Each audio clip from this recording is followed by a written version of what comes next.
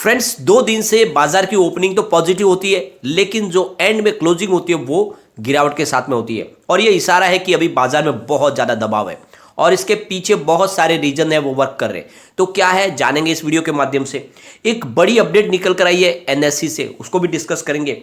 LIC के लिए latest update आज निकल के आ चुकी है। कब तक आएगा आईपीओ, क्या आपको उसमें इन्वेस्टमेंट करना चाहिए, वो भी जानकारी भी इस वीडियो के माध्यम से डिस्कस करेंगे। और इंटरनेशनल मार्केट कैसे आगे ट्रेड कर रहे हैं और क्या पोजीशन कल बन सकती है, क्या बाजार में तेजी बनेगी या फिर आज जैसा ही वातावरण बनेगा।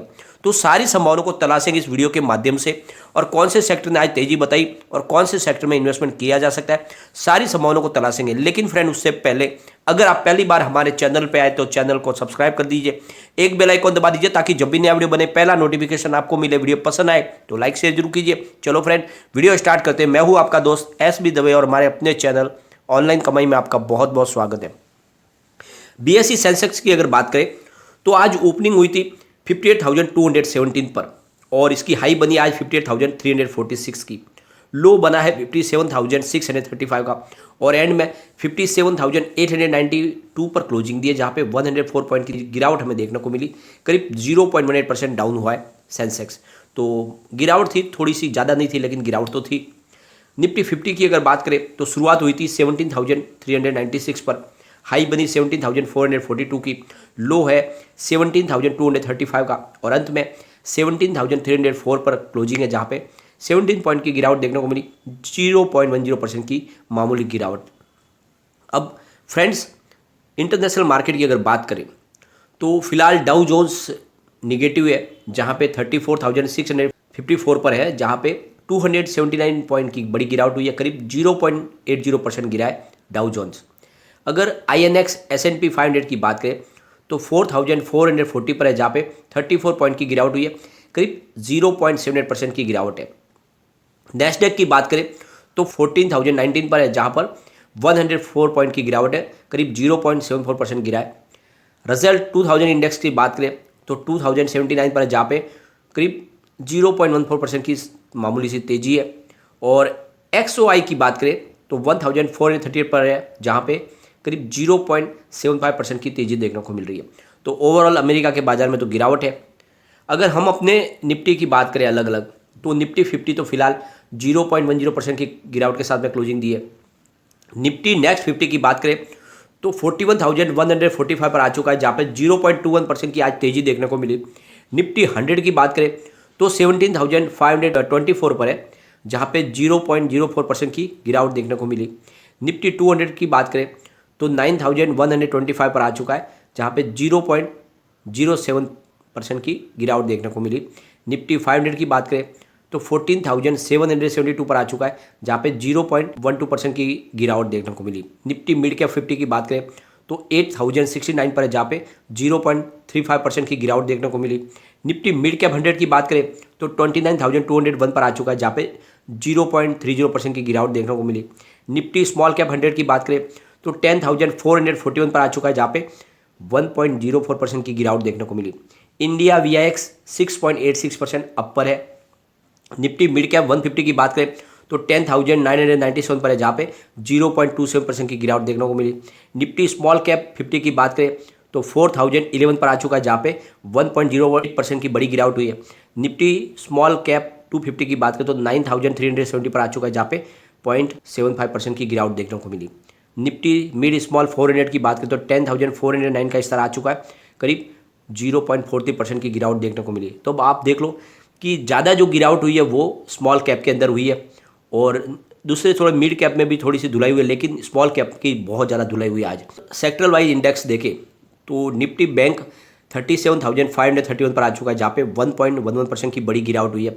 निफ्टी ऑटो की बात करें तो 11,492 पर आ चुका है, जहाँ पे 0.15% की गिरावट देखने को मिली। निफ्टी फाइनेंशियल सर्विस की बात करें तो 17,479 पर आ चुका है, जहाँ पे 0.37% की गिरावट देखने को मिली। निफ्टी FMCG की बात करें तो 36,571 पर था, जहाँ पे 0.30% की हमें तेजी देखने को मिली। निफ्टी IT की बात करें तो 34,634 पर था, जहाँ पे 0.48% की गिरावट हुई। निफ्टी मीडिया की बात करें तो 2,178 पर है, जहाँ पे 0.75% की गिरावट हुई। निफ्टी मेटल 5,793 पर, जहाँ पे 0.32% की गिरावट हुई। निफ्टी फार्मा 13,324 जहाँ पे 0.75% की गिरावट हुई। निफ्टी पीएसयू बैंक की बात करें तो 2,830 पर जहाँ पे 1.19% की गिरावट हुई। निफ्टी प्राइवेट बैंक की बात करें तो 18,990 पर है जहाँ पे 1.18% की गिरावट हुई। और निफ्टी रियल्टी की बात करें तो 454 पर है जहाँ पे 0.24% की गिरावट देखने को मिली। तो जो बड़ी गिरावट हुई है वो है एक्चुअल में बैंक सेक्टर में, और इसके पीछे वजह थी, कल ऑलरेडी हमने डिस्कस की थी, एक और बैंक महाराष्ट्र की है कोऑपरेटिव बैंक, जिसका लाइसेंस आरबीआई ने रद्द कर दिया। इसका असर देखने को मिला। आज बैंकिंग शेयरों में काफ़ी दबाव था, लेकिन दूसरे सारे सेक्टर भी आज पूरे रेड निशान के साथ में क्लोजिंग दिए, जिसका इशारा है कि बाजार में बहुत ज़्यादा दबाव है। सिर्फ एक एफएमसीजी सेक्टर ऐसा है जो ग्रीन था, तो फिलहाल तो बहुत ज़्यादा बाजार में दबाव बना हुआ है। यहाँ पे अगर हम बात करें एफआई के इन्वेस्टमेंट की, तो लगातार वो बिल्कुल सेलर बने हुए हैं। 10 फरवरी की बात करें तो $86.91 मिलियन उन्होंने माल बेचा है। 11 फरवरी को $225.87 मिलियन का माल बेचा। 14 फेब एफआई के लिए एक अपवाद रहा। इस दिन इन्होंने करीब $46.64 मिलियन का माल खरीदा है, यानी इनकी जो खरीदारी है वो ज़्यादा थी, लेकिन फिर से उन्होंने 15 फेब को $460 मिलियन का निवेश अपना बेचा है, और 16 फेब को करीब $183.86 मिलियन का माल बेचा है। तो आप देख लो, लगातार सेलर बने हुए हैं। जब तक एफआई की खरीदारी शुरू नहीं होगी, बाजार में बड़ी तेजी की संभावना बहुत ही कम लग रही है। अगर बात करें हमारे बड़े फंड हाउस की, डीआई की, तो 10 फरवरी को इन्होंने 2,727 करोड़ रुपीज़ का इन्वेस्टमेंट किया, लेकिन 11 फरवरी को फिर से वो भी सेलर बने, 696 करोड़ रुपीज़ का माल बेचा। लेकिन 14 फरवरी को फिर से 2,170 करोड़ रुपीज़ का इन्वेस्टमेंट किया। 15 फरवरी को 4,411 करोड़ रुपीज़ का इन्वेस्टमेंट किया। 16 फरवरी को उनका भी इन्वेस्टमेंट फिर से घट गया, करीब 1,180 करोड़ रुपीज़ का ही इन्वेस्टमेंट किया। और इसी वजह से बाजार में तेज़ी बहुत बड़ी नहीं बन पा रही है, क्योंकि एक तरफ तो सेलर बने हुए एफआई और डीआई का भी पूरा साथ नहीं मिल रहा है। अब जो सबसे बड़ी अपडेट निकल के आ रही है, एलआईसी के आईपीओ की डेट लगभग सामने आ चुकी है। 10 मार्च को ये आईपीओ खुल सकता है, जिसकी डेट सामने आ गई है। और सबसे बड़ी बात यह है, जो एलआईसी होल्डर है उनके लिए क्या बेनिफिट मिलेगा, तो उनके लिए 10% का हिस्सा रिजर्व रखा गया है। और सबसे बड़ी बात यह है कि एलआईसी इस आईपीओ के माध्यम से अपनी 5% की हिस्सेदारी कम करने वाली है, और यहाँ पे आप एलआईसी में अप्लाई कर सकते हैं। और लगता है कि इस एलआईसी के आईपीओ में बहुत सारा निवेश आने वाला है, और बहुत सारे नए इन्वेस्टर भी जुड़ सकते हैं मार्केट से। यहाँ पे एक और एनएससी से बड़ी चौंकाने वाली अपडेट निकल कर आई है, जहाँ पे एनएससी की जो सीईओ थी, जो पूर्व सीईओ चित्रा रामकृष्ण, उन्होंने एक बहुत बड़ी एक कॉन्स्पिरेसी की है। एक तरह से कहे तो एक घोटाला ही है ये, और इसमें इन्होंने अपनी मर्जी से बहुत सारे डिसीजन लिए, और उसके पीछे जो रीज़न बताया कि एक योगी है जो उनको कह रहा था कि ऐसा करो, तो ऐसा उन्होंने किया है। योगी के इशारों पे सारी बातें गई। अभी ये योगी कौन है इसका कोई पता नहीं है, और हिमालय में रहते हैं ऐसा उनका कहना है, और जब चाहे वो आ जाते हैं और जब चाहे वो अदृश्य हो जाते हैं।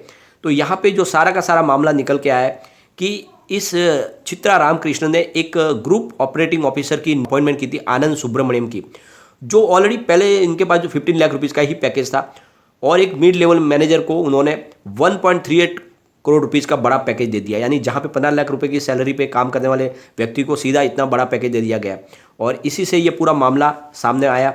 और इनके ऊपर ऑलरेडी सेबी ने 3 करोड़ रुपीज़ की पेनल्टी भी लगाई थी, और अब आईटी ने इनके घर पे छापा मारा है। फ्रेंड्स, आनंद सुब्रमण्यम जो है, यह चीफ स्ट्रेटेजिक ऑफिसर को बनाया था इनको 1 अप्रैल 2015 को। बाद में इनको प्रमोट भी किया गया, और लगातार इनके प्रमोशन भी हुए।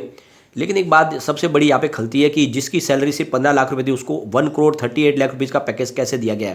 क्या थे उनके ऐसा क्वालिफिकेशन? और इसीलिए पूरा मामला बिगड़ा, और लगातार उनको इंक्रीमेंट भी दिया गया, और सैलरी लगातार बढ़ी है। और इसीलिए ये जो उनका पैकेज था 2016 तक बढ़कर करीब 4.21 करोड़ रुपये तक पहुंच गया। अब यहाँ पे जो सबसे बड़ी बात निकल के आ रही है कि इनकी जो ये पूरी इन्होंने कहानी गढ़ी है कि एक योगी के कहने पे सब किया है, लेकिन बहुत सारे लोग कह रहे हैं कि योगी कोई नहीं है। आनंद जो सुब्रमण्यम है, उन्होंने ही ये सारा का सारा किया धरा है, उनके कहने पे ही इनको फ़ायदा पहुँचा है। अब ये सारी जाँच की विषय है, लेकिन कुल मिला के एनएससी की साख दाव पे लगी। किसी योगी के कहने पे कैसे निर्णय लिए जा सकते, जबकि अंदर बहुत सारी गोपनीय बातें होती हैं एनएससी की। सबसे बड़ी बात यह है कि इस समय बाजार पे दबाव तो बना हुआ है और वीकनेस भी बनी हुई है। मैं लगातार आपको कह रहा हूँ कि इस समय आप बाजार में थोड़ा सा वेट एंड वॉच करें। अभी फिलहाल बाजार को सेटल होने में थोड़ा समय लग सकता है, क्योंकि जब तक एफआई प्योर बायर नहीं बनेंगे, बाजार में तेजी नहीं बन सकती। तो ऐसे में हमें वेट एंड वॉच करना चाहिए। हाँ, ऐसा ये अभी समय है जब काफ़ी डीप में अच्छे अगर स्टॉक मिल रहे हैं जिनमें आप निवेश के बारे में सोच सकते हैं। और मैं कहता हूँ कि इस समय आप लार्ज कैप के अच्छे स्टॉक में निवेश के बारे में सोचें, जैसे रिलायंस इंडस्ट्रीज काफ़ी अंडर परफॉर्म है, ऐसे स्टॉक में आप निवेश के बारे में सोच सकते हैं। या फिर आप टीसीएस के बारे में सोचें, क्योंकि टीसीएस ऑलरेडी बाय बैक लेके आ रहा है। अभी फिलहाल उसकी आज प्राइस में थोड़ी सी हमें गिरावट भी देखने को मिली, तो ऐसे स्टॉक के बारे में आप सोचा जा सकता है। कुछ हैवी वेट अच्छे स्टॉक आप पोर्टफोलियो में ऐड करके रख सकते हैं, लेकिन फिलहाल स्मॉल कैप और मिड कैप में इन्वेस्टमेंट करने से बचें। थोड़ा मार्केट में दबाव बना हुआ है, हो सकता है कल भी थोड़ी सी हमें गिरावट देखने को मिले या मामूली हल्की तेज़ी देखने को मिले। और सबसे बड़ी बात है कि रूस और यूक्रेन का जो विवाद है वो थम नहीं रहा है अभी भी। रूस ने अपनी बार से कह दिया अपनी तरफ से कि हमने अपनी सेनाएं हटाई है, लेकिन यूएस मानने को तैयार नहीं। यूएस का कहना है कि वो कभी भी युद्ध कर सकता है। उन्होंने करीब 7,000 सैनिकों को वहाँ बॉर्डर पे लगा दिया है। इससे एक बात समझ में आ रही है कि ये मामला धीरे धीरे और बढ़ रहा है। तो बहुत सारे रीजन बन रहे हैं, इंटरनेशनल रीजन, जिसकी वजह से बाजार में फिलहाल आपको बच के रहना चाहिए, थोड़ा सा संभल के ही कारोबार करना चाहिए। लेकिन फ्रेंड, कोई भी इन्वेस्टमेंट करने से पहले अपने फाइनेंशियल एडवाइजर से बायोलॉजी ले ले या अपना खुद का रिसर्च करें, क्योंकि मैंने वीडियो आपके एजुकेशनल पर्पज के लिए ही बनाया। वीडियो पसंद आए तो लाइक से कीजिए और चैनल को सब्सक्राइब कर दीजिए। Thank you friend.